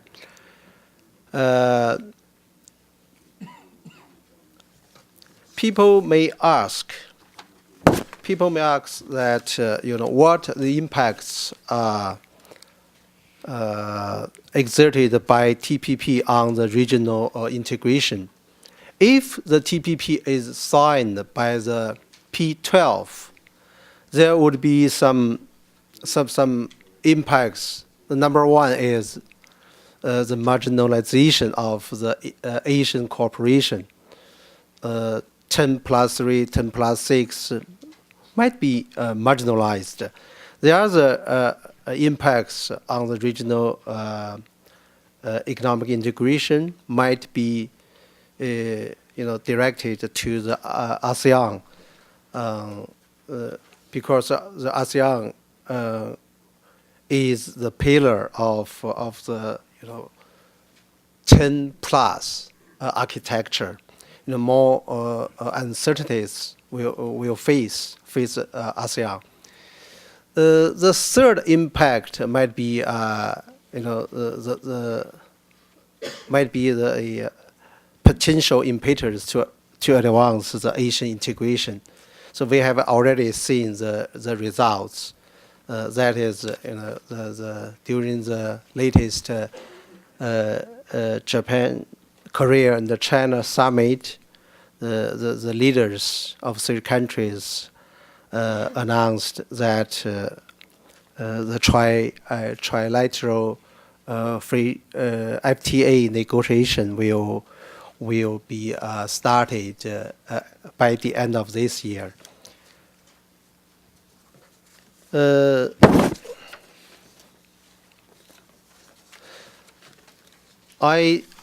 Just as I mentioned a couple minutes ago, that Japan's announcement to start a TPP negotiation is critical to China. Before Japan's announcement in China, there were few discussions about TPP.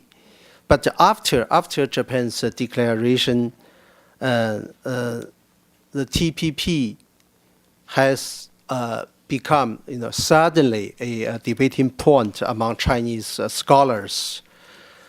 Some of Chinese scholars, especially the Chinese economists, are in favor of China's, possible entry or possible joining in the TPP. The reasons are as follows. Number one, China can,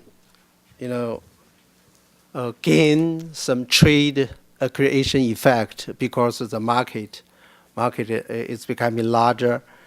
And number two is that China can play a part in rule making. Otherwise, the rule will be completely set by somebody else, which may against China's interest. The third reason why they support the China's possible joining in the TPP is that China can use the high quality rules to push forward domestic reforms. The last but not the least reason is that by joining in the TPP, China can avoid being isolated from the outside world. But at the same time, the majority of Chinese economists, as well as experts on international relations, they don't like the idea that China should join in the TPP because the rules in TPP are not neutral. That means the same rule means different things to different countries or members. Especially the TPP rules have been dominated by the big powers in this region, that is the United States. And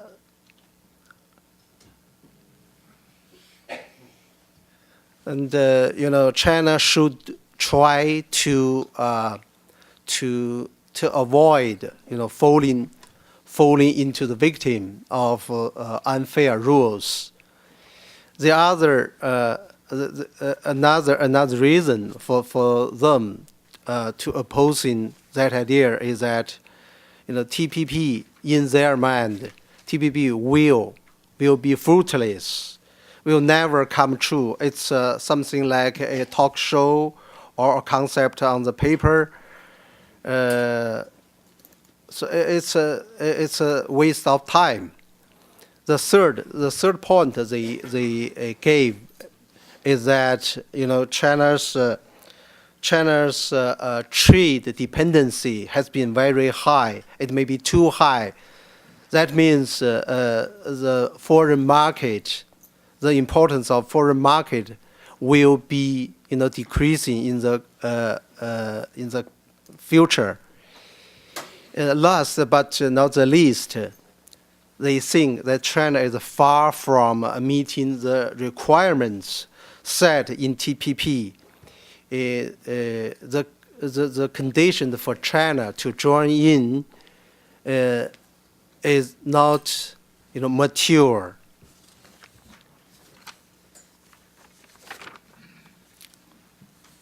So before touching upon the China's response to the TPP, we need to look at the challenges facing today's China. There are several challenges. Number one is, China is on the way to change its growth pattern from export-oriented to domestic consumption model. The number two is demographic statistics. when we look at the China, today's China, the China is becoming a country, the aging country, and the supply of its labor force net supply of its labor force will turn negative in 2015. That means China will face a dramatic increase in labor cost. And the other challenge facing China is the shift, the redefinition or defining of our growth target. In the past 3 decades, China experienced very rapid economic growth, but at the same time, the income gap is getting larger and larger. Now we are paying much more attention to the inclusive growth, which means we need to narrow the income gap and expand to let growth fruit being shared by every Chinese people. And now China is arriving at a historical turn point. China's economic growth in the previous 3 decades has been based on the labor intensive cheap labor and investment, not technological advancement. Now we need to make a move from that pattern to base our economic growth on innovation, on the technological advancement, and the economic reform. When we look at the importance of foreign market and production network, international production network, there is a fact that China is a large country. We cannot rely our economic growth on foreign market. At the same time, we cannot be satisfied with the current international division of labor. That means China exports labor-intensive, low value-added products to the outside world. We need to make a shift. Once we learned about the challenges facing China, it will be quite easy to understand China's response to the TPP.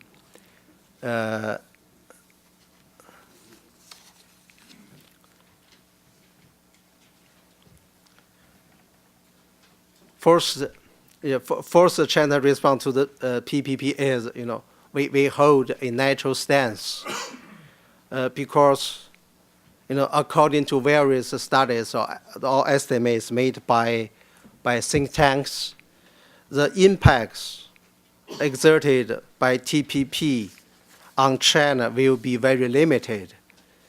And for the time being, TPP is not a top priority on China's decision makers' agenda.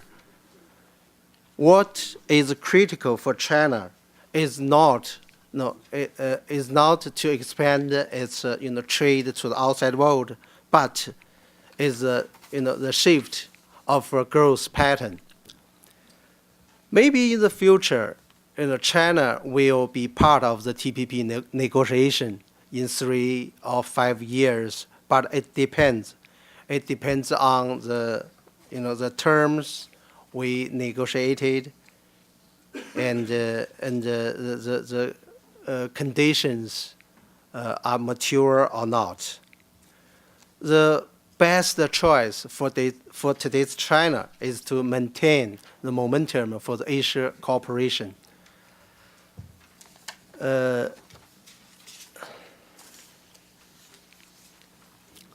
Now let me conclude by saying a few words about the future of the regional cooperation.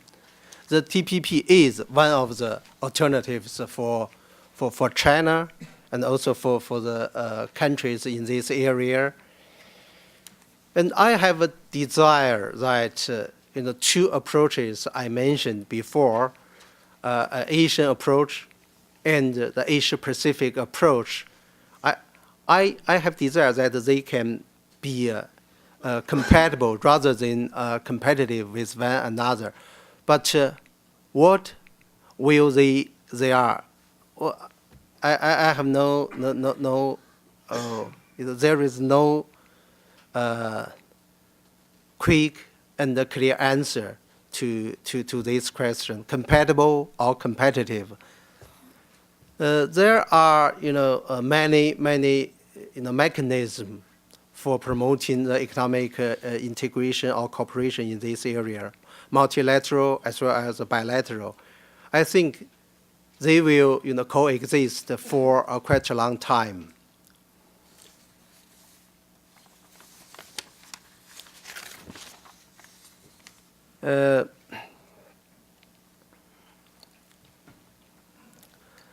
The pace and the direction and the depth of the economic integration in Asia-Pacific will depend upon the key players in this region.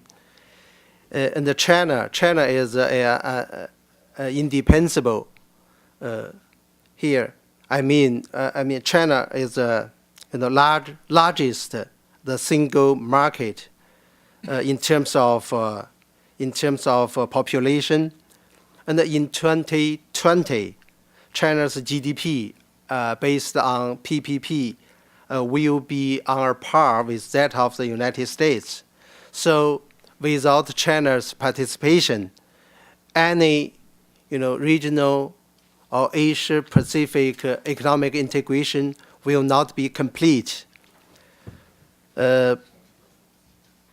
Because there are substantial diversities in this region in terms of geography, development level, and traditional culture, at least in the medium term, common but differentiated responsibilities as a principle should be taken into account. Thank you. Thank you for your attention.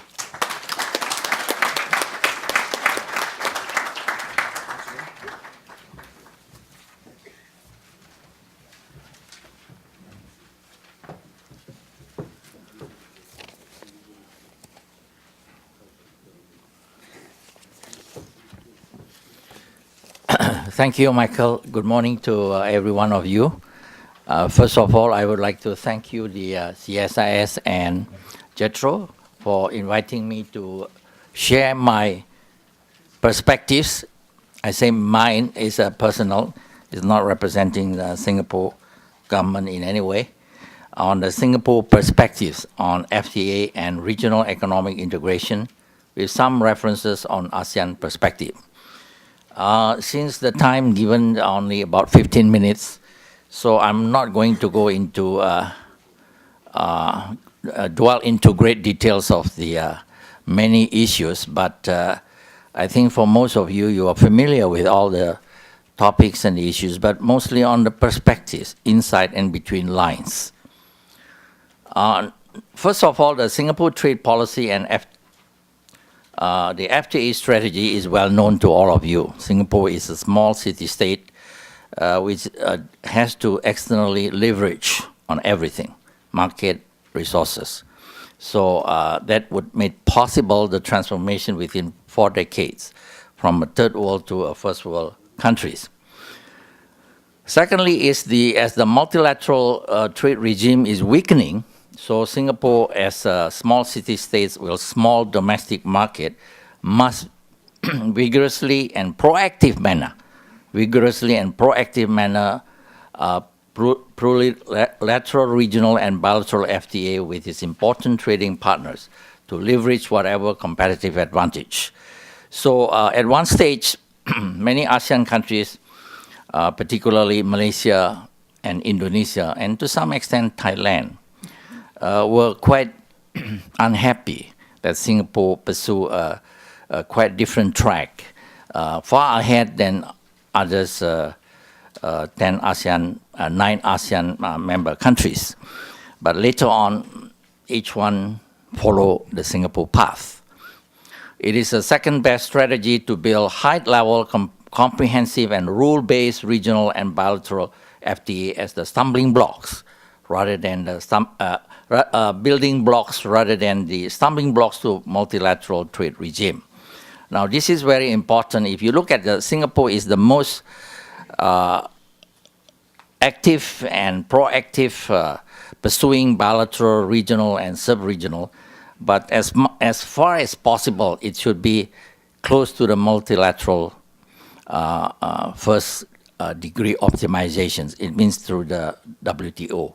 So it means a comprehensive, according based to the Article 24 of the WTO, and should be non-discriminatory. So it means the distortion effects should be minimized, and comprehensive, covering, as Isige-san mentioned it, not only in terms of the coverage of countries, but coverage of products and coverage of the competitive policies, investment policies as much as possible. So that sort of things, even though pursuing a very active bilateral, regional and sub-regional, it would not affect distortion effects so much. For this basic reason, Singapore, together with Chile and New Zealand, initiated the Trans-Pacific Partnership Agreement in 2002 in Los Cabos, Mexico, when Mexico hosted the APEC meeting. Now, this is a very important point. Singapore agreed with the original TPP agreement that contains an accession clause and affirms the member commitment to encourage to this agreement by other economies in seeking to support the wider liberalization process in APEC, consistent with its goal of free, open trade and investment. Since the United States announced in 2009 in Singapore, at the Singapore hosted the APEC summit, as well as the East Asia summit, and US announced it would join the TPP negotiations. So the whole ball game changers happen. So this is, you can ask this sort of question, but I don't have time to go into it. So this is, again, Isigi-san mentioned it, you know, for those countries that join later in the negotiations, what would happen to them? Would they accept it? And United States seems to be, at this point in time, is go on bilateral to go into it. You know, United States has to go on a bilaterals, and Professor Chang also mentioned it, that with Vietnam, with Malaysia, and with others, with Japan, bilateral before entering into real negotiation in TPP. The successful completion of the ASEAN Economic Community, the AEC, by 2015 is an important pillar that could gradually align and converge with its commitments in TPP, East Asia FTA, and Comprehensive Economic Partnership in Asia, CPR, and other bilateral FTAs. So this is the major issues in East Asia as well as in ASEAN countries. How to align, harmonize the different bilaterals, regional and sub-regional. Now with the United States leading the TPP, the original purpose of the P4 that Chile, New Zealand, Singapore, and Brunei, the original TPP members, the game has been changed dramatically and drastically. And this is this part of it that Dr. Chang mentioned, the perspective on China. The concentric circle of trade strategy could be extended in a region-wide trade and investment convergence in the Asia-Pacific, but it takes time. So therefore, as a result of it, also, Isegi-san mentioned it, the speed of integration, very important. Okay. Singapore continued prosperity is basically defined on trade policy that provides the maximum external leverage for its small domestic market. Non-economic factors and strategic consideration plays minor role in conceptualizing and implementing Singapore trade policy and FTA strategies. But many of us are aware that FTA and TPP are not only just economic motives, but a lot of strategics, and has also very important implications on security and political considerations. Now, the TPP negotiating structures and issue implication to regional economic integration. This can be linked to Dr. Chang's and Mr. Isegi's points about the Japan perspectives on the TPP. The net effect of the implications of the TPP agreement on regional economic integration is critically dependent on the possible structure of TPP. It's not so much about the TPP, but the details of the negotiation. As you know, last month it was the 10th or the 11th rounds of negotiation in Melbourne, Australia. So it's not easy because it's the United States positions are 21st century's height level and all this. It may not be compatible with the other Asian approach and ASEAN-based approach of more inclusive approach. There is inherent conflict between the objective of high-quality TPP agreement and the inclusive region-wide FTA framework that provides policy space and flexibility. Policy space and flexibility to diverse economies of the Asia-Pacific region. So the objective of the United States approach on TPP is correct, but the speed of integration as well as the cross-cutting horizontal issues on the 21 issues in the TPP that need to be ironed out and need to be discussed and on an inclusive basis. China and many other East Asian countries perceive that the US-led TPP negotiations tend to favor the first objective at the expense of inclusive approach. That's why the United States, in addition in having pursuing a high-quality FTA, including the cross-cutting horizontal issues and 21 issues of competition policy, labor policy, green policies, and a host of others, must take care of the speed of negotiation, as well as to take into account also the diverse nature of the others members of the TPP negotiation, particularly Vietnam. Such policy orientation by the US is interpreted by some East Asian countries is principally an instrument of the US international economic and security policy, rather than a pathway for the eventual establishment of FTAAP as envisaged by APEC. So originally, the TPP, as agreed by the three countries originally, Chile, New Zealand, and Singapore, Brunei later, a year later joined, is actually FTAAP. Although the TPP is an agenda of APEC, but it's not officially, informally part of APEC program. Central to the TPP issue include all those things that I mentioned in the 21 issues, the cross-cutting intellectual property rights.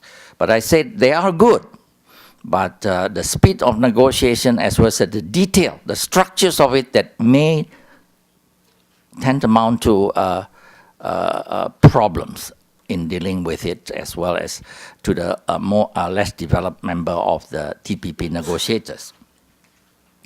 It seems the majority of TPP provisions deal with behind-border issues that tend to create disagreement not so much in principle, but in details. From developing countries' perspective, it is preferable to have a TPP framework that is flexible, taking into account the interests of less developed countries. Now, with the TPP negotiation gaining momentum, because the United States is leading it and changing it as well in terms of the scope, in terms of the speed, and in terms of the approach, now therefore, the ASEAN plus FTA track and the US-led TPP now diverse. Okay? So that's why Indonesia announced in Bali at the Bali Concord 3 that Foreign Minister Natalegawa said that Indonesia is not joining and is not interested at this point in time. And I think that is the way forward for Indonesia. This competitive interaction and competitive liberalization between the ASEAN plus FTAs and the TPP could lay the foundation for region-wide agreements, provided major countries in the region, especially the US and China, minimize the political and security overtones of the TPP and align with ASEAN plus FTAs. The ASEAN plus FTA is that this is very interesting at ASEAN centralities in a sense ASEAN plus 3, ASEAN plus 6, now with Russia and United States member of the East Asia Summit, now the ASEAN plus 3, ASEAN plus 6, ASEAN plus 8. But nonetheless, ASEAN centrality is essential, especially for Indonesia as the largest member of the 10 ASEAN member states. What is this? How to...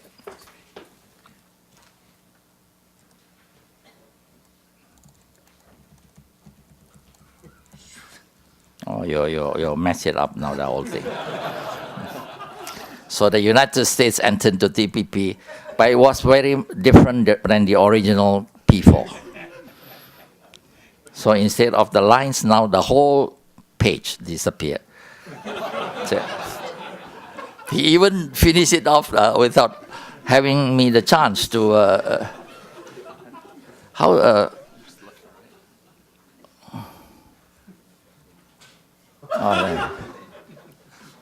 let me see.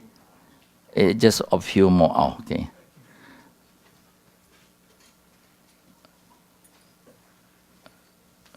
So it means opportunity abound, but the United States must be convinced that competitive liberalization is good. Okay? But diverse opinion, which is not typical of the United States being a dominant and superpower economically and otherwise. So therefore, a certain perspectives, a certain approach must be considered. I think it is from Indonesian point of view, but as well as from China.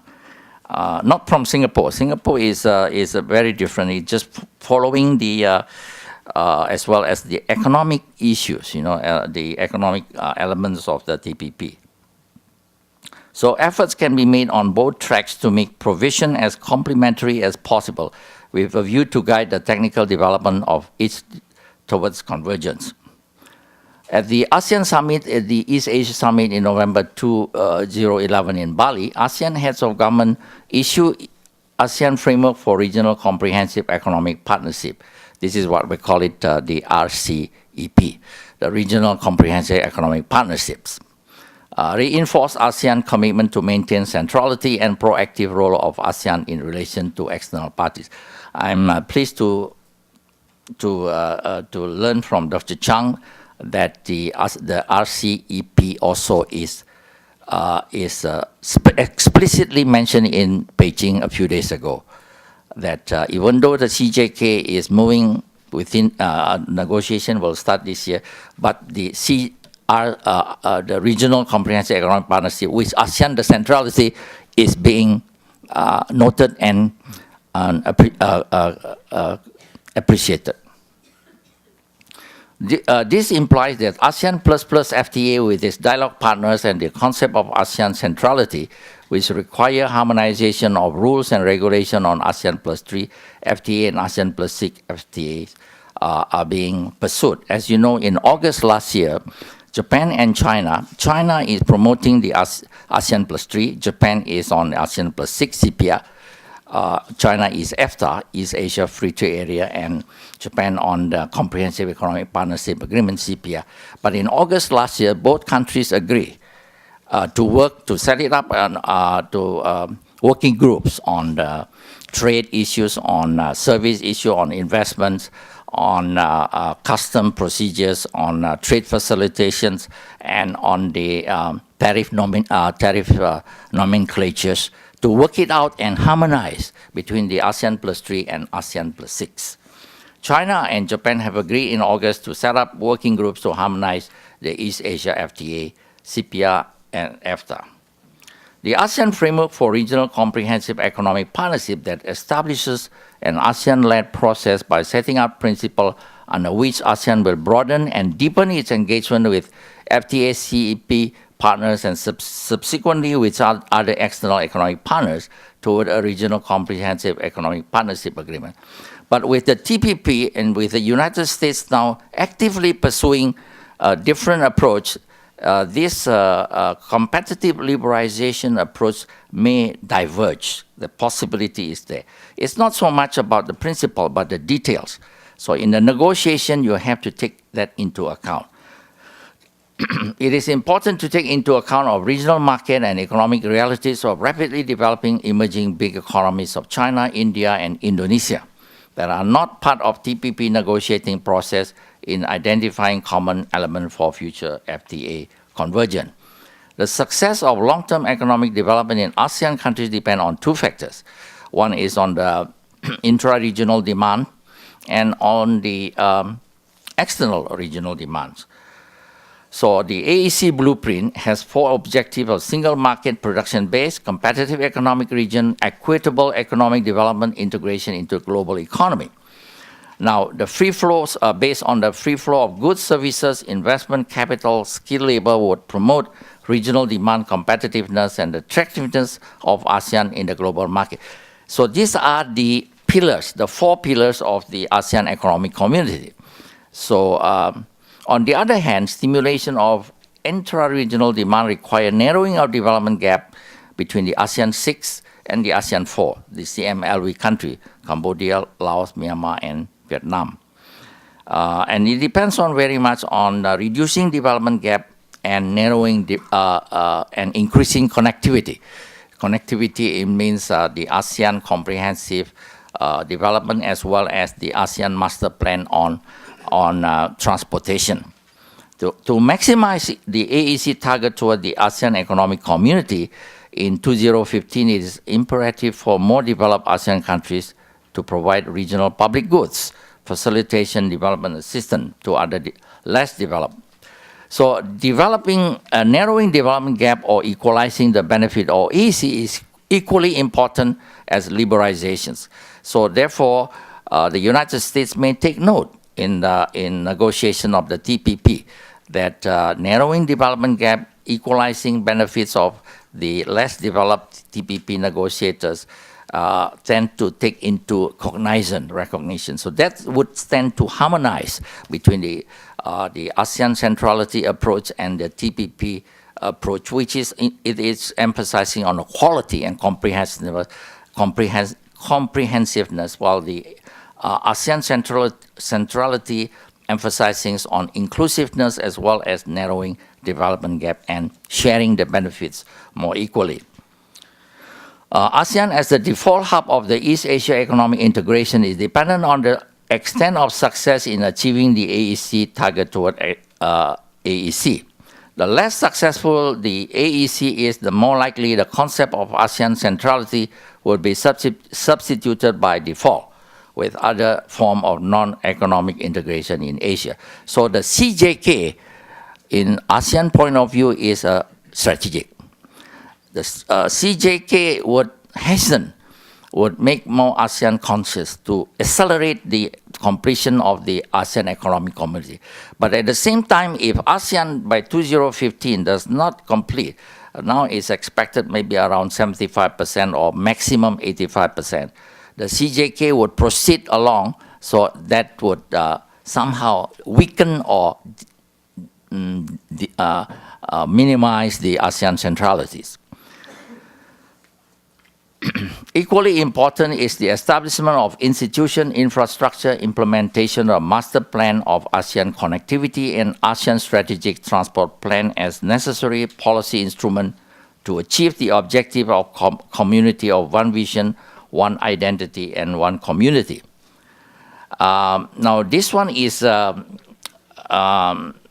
is one more development that need to be understood, and this is what we call it the Jakarta framework. So beyond achieving the AEC by 2015, ASEAN leaders have also adopted in Bali, November 2011, at the 19th ASEAN Summit, they call it the Jakarta framework, which imply moving AEC forward into 2015 and beyond.